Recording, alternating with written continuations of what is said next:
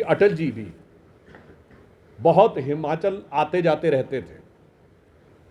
आज हिमाचल की इस भूमि पर जो शक्ति की भूमि भी है, यानी शक्ति की आराधना स्थल की भूमि है और शौर्य की भूमि भी है, क्योंकि भारतीय सेना में जितना कंट्रीब्यूशन हिमाचल से होता है संभवतः किसी अन्य राज्य से इतना नहीं होता।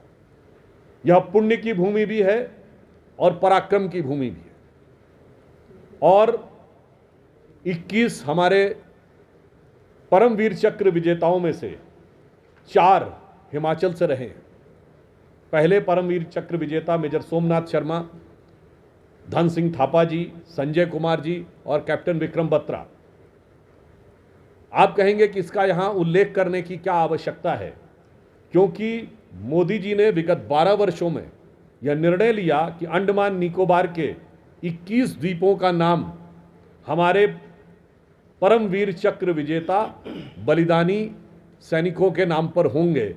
तो आज हिमाचल की धरती के इन पुत्रों का नाम अंडमान निकोबार के उन 4 द्वीपों के ऊपर अंकित है। मुझे लगता है कि मोदी जी के नेतृत्व में हिमाचल के मान और गौरव को जो यह सम्मान मिला है, ये अद्भुत और बहुत ही उल्लेखनीय है। संयोग से आज का दिन 15 जून है। इसी दिन गलवान घाटी में हमारे वीर सैनिकों ने 20 लोगों ने अपना बलिदान देकर चीन के सैनिकों को मुंह तोड़ जवाब दिया था और भारत की सीमाओं की सुरक्षा सुनिश्चित की थी। तो मैं कह सकता हूं कि हिमाचल की धरती से जिस प्रकार के वीर सैनिक निकले, और आज का दिन जो गलवान की घटना की भी याद दिलाता है, तो मैं इसे एक पंक्ति में कहना चाहूँगा कि देश वो टूटे जहाँ बलिदानियों का बैठता पहरा नहीं था, मानचित्रों की मिटी वो ही लकीरें, रंग जिन पर रक्त का गहरा नहीं था। मगर आज का दिन भारत के इतिहास के काले अध्याय को भी याद दिलाता है। 15 जून 1947 को ऑल इंडिया कांग्रेस कमेटी ने भारत के विभाजन के प्रस्ताव को स्वीकार किया था। यानी भारत विभाजन एक मजबूरी नहीं, एआईसीसी के सेशन में बाकायदा प्रस्ताव लाकर पारित करके कांग्रेस पार्टी के द्वारा अंगीकृत किया गया था। आज का दिन वो 79 साल पहले हुए उस दुखद घटना की भी याद दिलाता है। विगत 12 वर्षों में प्रधानमंत्री श्री मोदी जी के नेतृत्व में जो कार्य हुए हैं वो 4 प्रकार के कार्य। कैटेगरी 1 वो कार्य जो पिछली सरकारें भी कर रही थी, हमारी सरकार ने किया है, जैसे बिजली, सड़क, पानी, मगर उसकी स्पीड और स्केल में अभूतपूर्व अंतर है।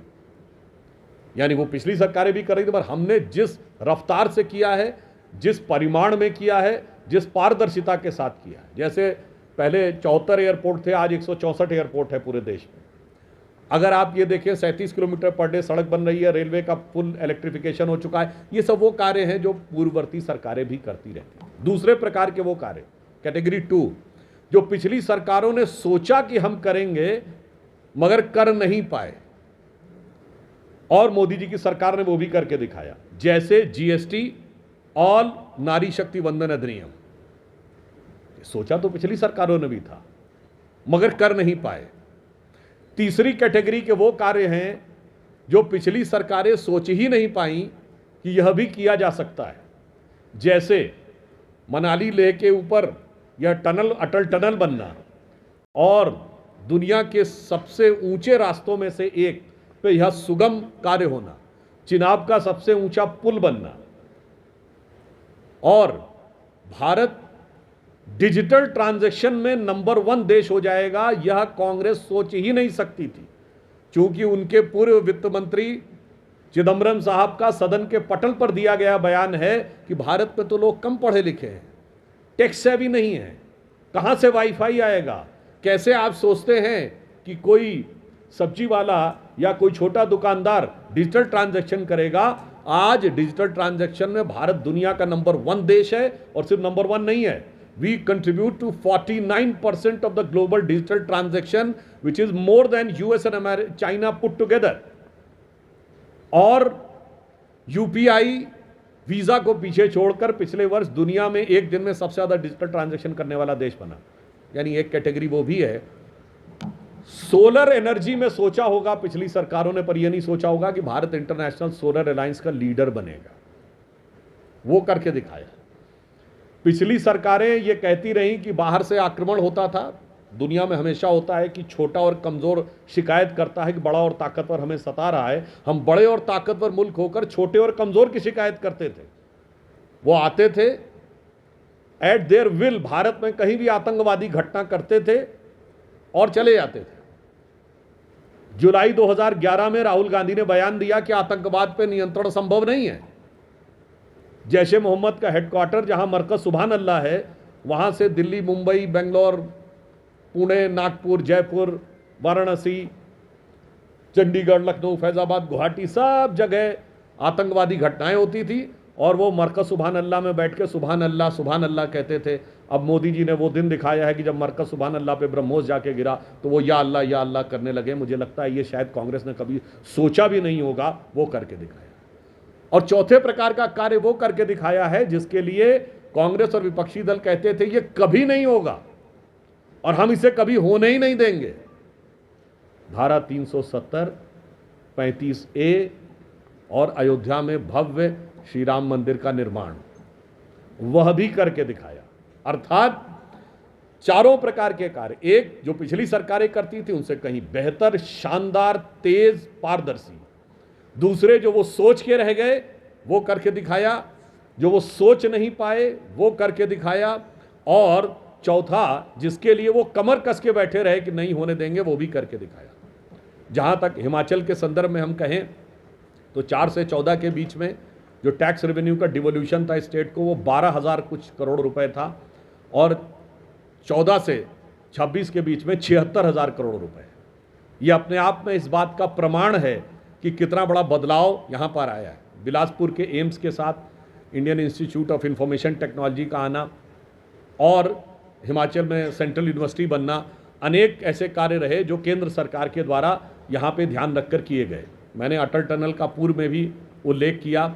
इसके अतिरिक्त एक जिसे कहते हैं कि कैपिटल में इन्वेस्ट करने के लिए केंद्र सरकार के द्वारा स्पेशल असिस्टेंस दिया जाता है।